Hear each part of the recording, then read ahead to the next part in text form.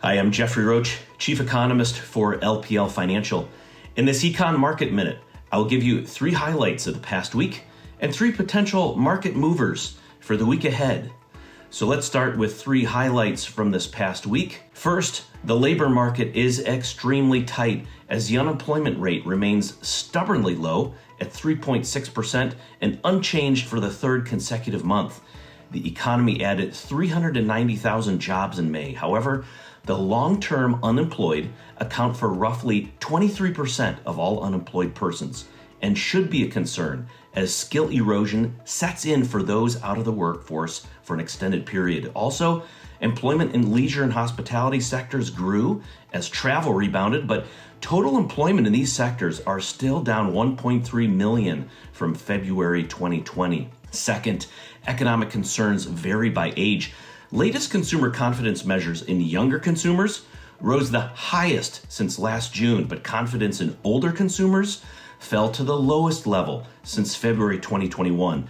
We see that rising prices especially impact those on fixed incomes as inflation takes a larger bite out of retirees. Third, major headwinds are buffeting the electrical components sector.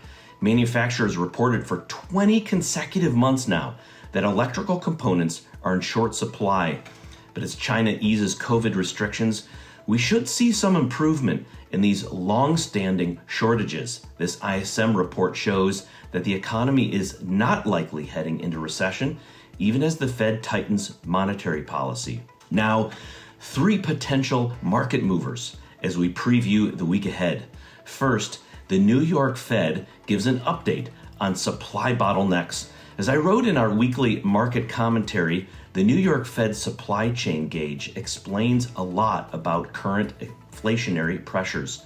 Watch this pressure gauge improve as China relaxes these COVID restrictions. Second, the European Central Bank meets to set monetary policy, and President Christine Lagarde will hold a press conference. Markets expect a full percentage increase by the end of the year, which is an about-face from earlier this year when investors expected rates to remain below 0 for all of 2022. Do not be surprised if inflation fears stay elevated longer in Europe relative to the US. Third and biggest event of the week, consumer prices for May will be reported on Friday.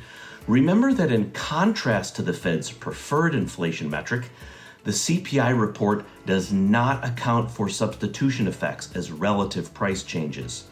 Given the rise in energy prices, the headline metric could stay above 8% on a year-over-year basis. See you next time for more economic insights for your week.